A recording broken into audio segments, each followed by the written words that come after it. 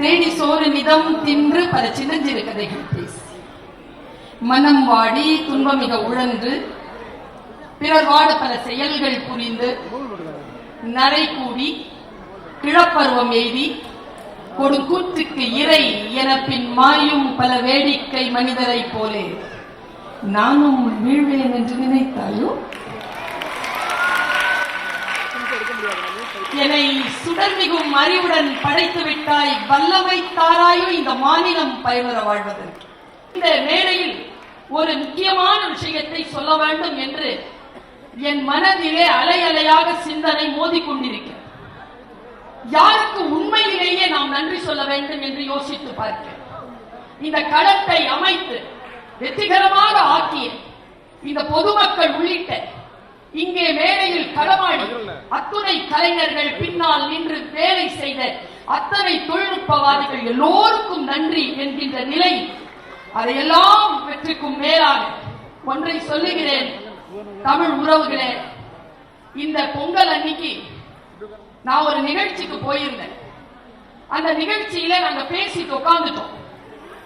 பக்கத்துல ஒரு 6 வயசு பையன், அவன் நாங்க உட்கார்ந்து முன்வரிசையில வந்து உட்கார்ந்தான். நான் வியந்து பார்த்தேன், அவன் ஏன் வந்து உட்கார்ந்தான் அப்படின்னா, அவன் ஒரு போட்டியில பரிசு பெற்றிருந்தான். 6 வயது சிறுவனுக்கு தெரிந்திருக்கிறது பரிசு பெற்றால் இங்கே உட்கார வேண்டும் என்று. வந்து என் பக்கத்துல உட்கார்ந்தான். அது என்ன போட்டி தெரியுமா? உரி அடிக்கிற போட்டி. உரி அடிக்கிற போட்டியில முதல் பரிசு வாங்கின அந்த சிறுவன் 6 வயது என் பக்கத்துல வந்து உட்கார்ந்தான். எனக்கு அவனிடத்தில் பேச வேண்டும் தோணிருச்சு. அவன்கிட்ட கேட்டேன், உன் பேர் என்னப்பா? அவன் பேரை சொன்னான், ராஜராஜன். எனக்கு ரொம்ப பிடிச்சிருச்சு. அவன் முழு பேரை சொல்லல, ராஜராஜ சோழன். எனக்கு இங்க இருந்து ஒரு விளையாட்டு வந்துருச்சு தொண்டை குழியில. விளையாட்டுல கேட்ட, உன் பேர் ராஜராஜ சோழனா, உன் பையனுக்கு என்ன பேர் வைப்பான்னு கேட்டேன், வரலாறு தெரிஞ்சிருக்கிறதான்னு பாக்குறதுக்கு. அவன் சொன்னா, நீங்க கேட்கிற கேள்வி எனக்கு புரியுது, அது என் தாத்தாவுக்கு நான் வச்சுட்டேன்னா. உன் தாத்தா பேர் என்னப்பான்னு கேட்டா, ராஜேந்திர சோழன் சொன்னான். ரொம்ப நல்லா பேசுறானேன்னு எப்படிப்பா ஜெயிச்சேன்னு கேட்டேன். அவன் தான் ஜெயிச்ச வித்தையை சொன்னான். உரி அடிக்கிற போட்டியில மேலிருந்து கீழே உரி வந்து கொண்டு போய் கொண்டு இருக்கும். கண்ணை கட்டி விட்டுருவாங்க, சுத்தி விட்டுருவாங்க. 100 பேர் கலந்து கொண்ட 6 முதல் 18 வயதில் கலந்து கொண்ட அந்த போட்டியில் 6 வயது சிறுவன் பரிசு பெற்றான். அவன் எப்படி பரிசு பெற்றான் ரகசியத்தை எனக்கு சொன்னான். அதை இந்த மன்றத்தில் கூறுவது என் கடமை என்று நினைத்த காரணத்தினால் நான் சொல்லுகிறேன். அவன் சொன்னா, நீ எப்படிப்பா ஜெயிச்சன்னு கேட்ட. அவன் அப்படியே சொன்னான், நான் அம்மா கையை பிடிச்சிட்டு இருந்தேனா, என்ன என் கழுத்துல டேக் இருந்துச்சா, என்ன போட்டியாளர்னு சொல்லிட்டு கூப்பிட்டாங்களா, தோ அந்த அங்கிள் என்ன கண்ணை கட்டி விட்டார், கண்ணை கட்டி சுத்தி விட்டார். அப்புறமா காதல விசில வச்சு ஊதுன. அப்புறமா தப்பு தப்பா வழிகாட்டினார். நான் சொன்னேன், இதெல்லாம் இவ்வளவு இடையூறுகள் இருந்தோம், நீ எப்படிப்பா ஜெயிச்சேன்னு கேட்டேன். அதுக்கு அந்த பையன் தந்த பதில் தான் இந்த மேடையில் நான் நன்றியாக சொல்ல கடமைப்பட்டிருக்கிறேன். அந்த பையன் சொன்ன பதில் என்ன தெரியுமா? எப்படிப்பா ஜெயிச்சேன்னு கேட்கிறேன். நல்லா தெரிஞ்சுக்கோங்க பெண்களே, நாமளும் உரி அடிக்கிற போட்டியில பெண்களாக பிறந்திருக்கோம், உரி அடிக்கணும். ஆனா என்ன பிரச்சனை தெரியுமா? ஒரு அட்டம்ப்ட் தான். அப்புறமா எந்த வாய்ப்பும் வாழ்க்கை கொடுக்காது.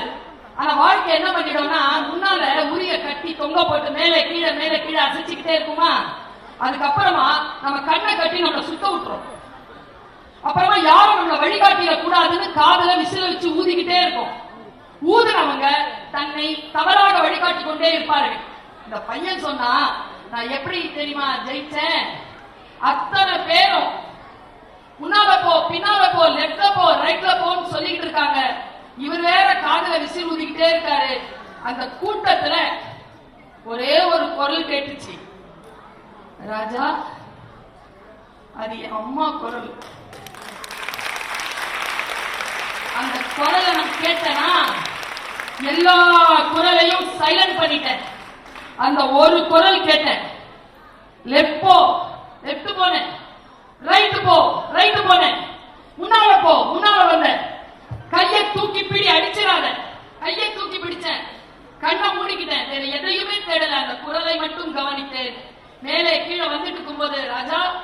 அடிச்சிடாத, வெயிட் பண்ணுன்னு சொன்னா அட்ரா அவனே நான் அடிச்சேன், உடனே நான் சொல்லவா? எல்லாருக்கும் நான் சொல்றேன், கட்சி சார்ந்தெல்லாம் சொல்லல. இந்த நாட்டில் தமிழ்நாட்டில் பிறந்து மானமிகு தமிழச்சியாக வாழ்ந்து கொண்டிருக்கின்ற காரணத்தினால் சொல்லுகிறேன். கண்ணை கட்டி சுத்தி விடுகின்ற இந்த காலகட்டத்தில் ராஜாத்தி என்று ஒரு தகப்பனின் குரல் கேட்கிறது.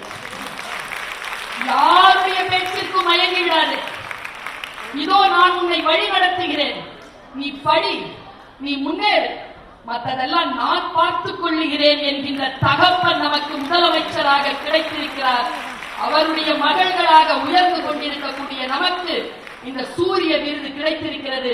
மேடையில் வாங்கியவர்களுக்கு மட்டும் இல்லை, இதோ இந்த அரங்கத்தில் நிறைந்து கொண்டிருக்கக்கூடிய, இந்த காணொளியை கண்டு ரசித்துக் கொண்டிருக்கக்கூடிய அத்துணை பேரும் சூரிய மகள்களாக உயர்ந்து தன்னுடைய தேசத்திற்கும் இந்த நாட்டிற்கும் தன் இனத்திற்கும் பெருமை சேர்க்கிற சூரிய மகள்களாக திகழ வேண்டும்.